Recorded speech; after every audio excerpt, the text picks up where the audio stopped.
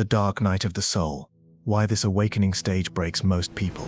Are you feeling lost, empty, or broken after what you thought was a spiritual awakening? You're not alone. You've stumbled into the most misunderstood, most challenging, and most dangerous stage of the entire spiritual journey. This is the stage that breaks most seekers. It's the part of the path that is so often hidden from view, a secret initiation that can feel like a curse. But here is the profound truth. This breaking is not the end of your journey. It is the beginning of your true transformation. It is the key. The state we are talking about has a name. It was coined in the 16th century by the great Spanish mystic and poet Saint John of the Cross. He called it La Noche Oscura del Alma, the dark night of the soul. This is not clinical depression, though it can feel like it. It is not a moral failing, though the ego will tell you it is. It is a profound and often agonizing spiritual crisis that occurs after an initial awakening or a significant spiritual opening. You've had the glimpse. You've seen behind the veil. You've felt the unity, the peace, the profound love that connects all things. And then the door slams shut. The light vanishes, and you are plunged into a darkness more profound than any you have ever known. The old world no longer makes sense, but the new world has not yet fully been born. You are a traveler between worlds, belonging to neither, a ghost in your own life. This is not a rare occurrence. It is the rule, not the exception. It is estimated that over 80% of sincere spiritual seekers will experience a crisis stage of this magnitude after their initial awakening. The great psychologist Carl Jung had a name for the core of this experience. He called it ego death. It is the necessary and terrifying collapse of the old, limited and false self, the persona, before a truer, more whole self can emerge. The problem is that our modern world has no map for this territory. We have forgotten the ancient wisdom that guided seekers through this process. And so when the dark night descends, most people feel utterly alone, terrified and broken, believing they have failed when in fact their true journey has just begun. What was the first sign that your spiritual path was leading you into a deeper, more challenging territory?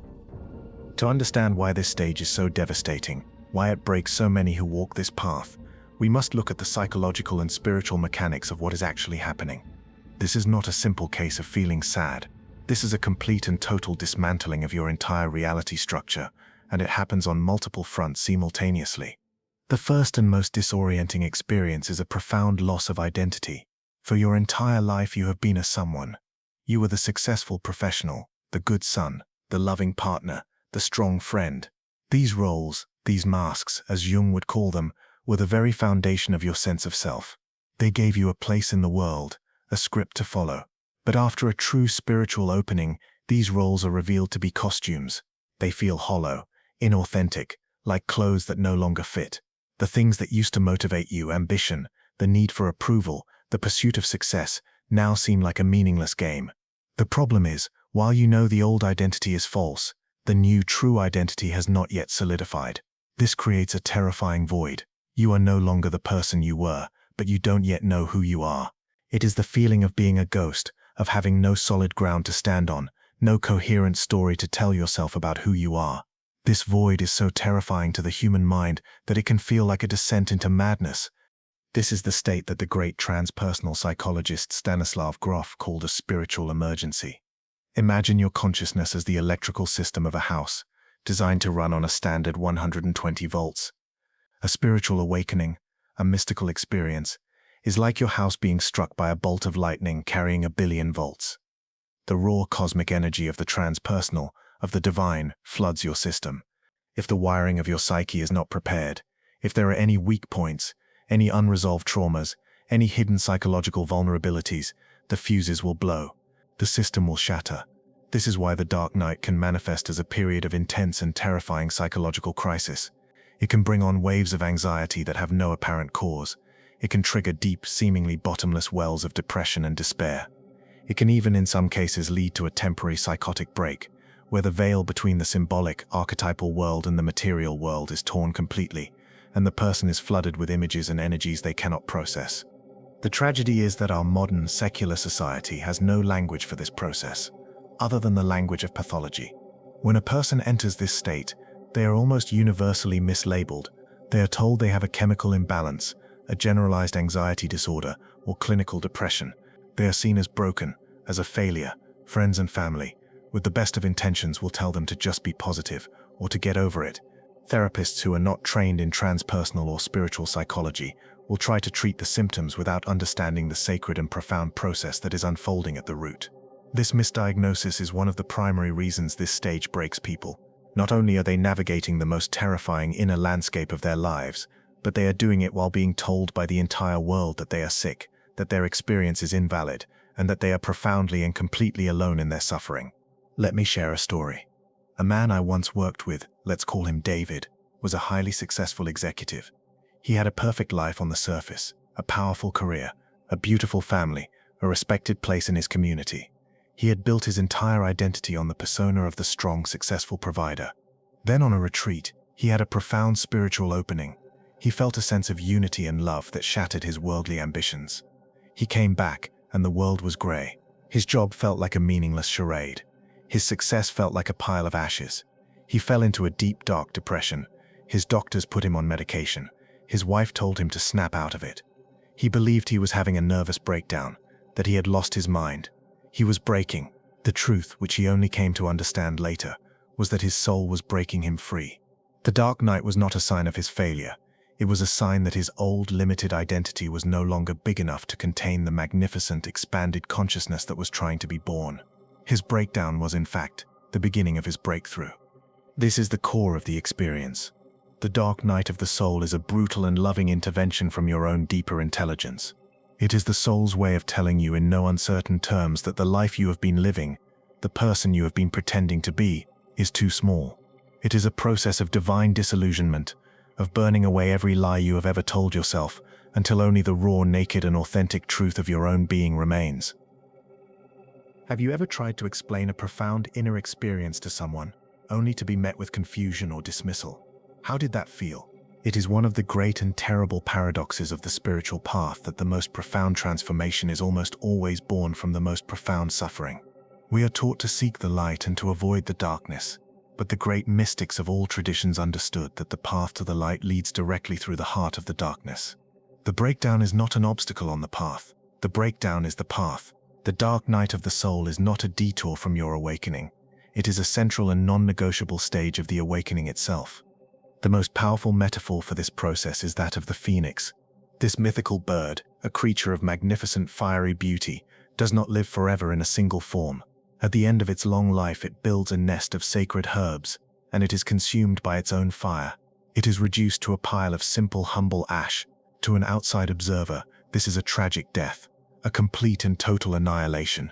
But from the ash, a new phoenix is reborn, more powerful, more beautiful, and more alive than before.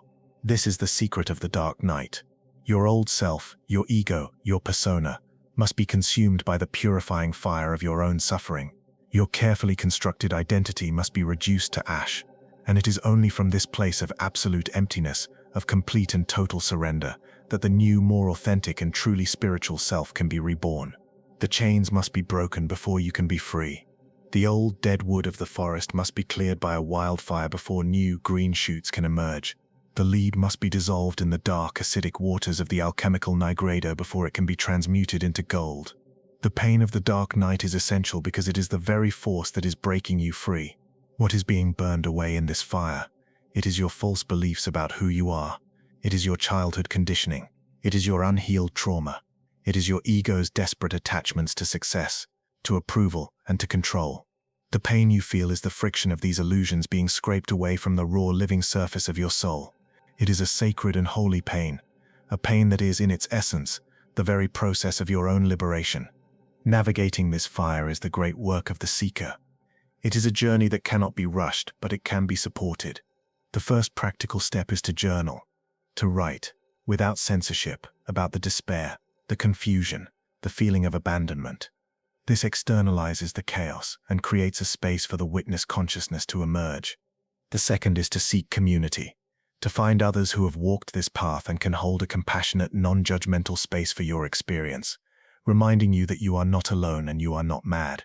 And the third, and often most important, is to consider professional help, to find a therapist or a guide who is trained in the maps of the soul, a transpersonal psychologist, a Jungian analyst, someone who can help you distinguish between a spiritual crisis and a clinical illness, and who can provide a safe container for your transformation. If this exploration of the soul's deepest journey resonates with you, take a moment to subscribe.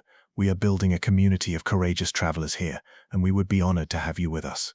So if you find yourself in this dark and desolate landscape, what can you do right now to navigate your way through? The great mystics and modern psychologists offer a set of simple, powerful, and practical tools for this very purpose. These are not tools to fix the dark night, but tools to help you endure it, to learn from it, and to cooperate with its profound, transformative power. The first and most important step is to validate your own experience. I want you to hear this with every fiber of your being. You are not broken. You are not a failure. You are not going crazy. You are transforming. The dark night of the soul is not a sign that you have done something wrong on your spiritual path. It is a sign that you have done something profoundly right. You have gone far enough to trigger the dissolution of the old self. This is a sacred and holy initiation, a sign of deep spiritual progress. The single most powerful act you can perform in this stage is to reframe your experience, to stop telling yourself, "I am broken," and to begin telling yourself, "I am in a process of profound purification." This simple shift in perspective can be the anchor that holds you steady in the storm. The second step is to use grounding techniques. The dark night is a state of profound ungroundedness. You have lost your old identity, and you are floating in a cosmic void. The antidote is to connect, as simply and as physically as possible, with the earth. This means practicing simple, rhythmic breathwork. When you are lost in a storm of existential fear, bring your full attention to your breath. Breathe in for a count of 4, hold for a count of 4, breathe out for a count of 4, and hold for a count of 4. This simple rhythm is an anchor to the present moment. It is a message to your nervous system that in this moment you are safe. It means getting out in nature. Walk barefoot on the grass. Feel the solid reality of the earth beneath your feet. Touch the rough bark of a tree. Listen to the sound of the wind. The natural world is a powerful antidote to the disorienting abstract nature of a spiritual crisis. And it means embracing mindful routines. The simple physical and repetitive tasks of life, washing the dishes, folding the laundry, cleaning a room, can become profound spiritual practices during the dark night. They are a way to bring your scattered, fragmented consciousness back into your body and into the simple, grounding reality of the present moment. The third step is to know when to seek support. While the journey is your own, you do not have to walk it alone. Finding a community of fellow seekers, a circle of trust where you can speak your truth without fear of judgment, is an invaluable resource. This can be a men's group, a women's circle, a meditation community, or even a trusted online forum. And if the experience becomes too overwhelming, if the depression is too deep, if you are having thoughts of harming yourself, it is an act of profound courage and wisdom to seek professional support. But it must be the right kind of support. Look for a therapist who is trained in transpersonal psychology, in spiritual emergence, or in a Jungian approach.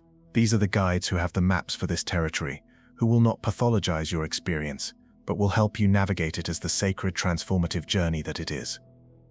What is one piece of advice you would give to someone who is just entering their own dark night? Share your wisdom below. We have walked together through the maps of this difficult and often secret terrain. We have seen that the dark night is not an end, but a necessary and powerful transition.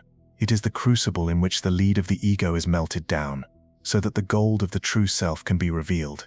It is a journey that requires immense courage, patience, and faith. Have you ever felt this way? Have you ever found yourself in this dark and yet sacred valley? If this experience resonates with you, I invite you to simply drop the word "yes" in the comments below. By doing so, you are not only honoring your own journey, but you are creating a silent, powerful signal of solidarity to every other person in this community who is walking this path right now, reminding them that they are not alone. The ultimate purpose of this journey is not just individual liberation, but collective healing. The wisdom you gain in your darkest moments can become a lantern for another who is lost in their own night.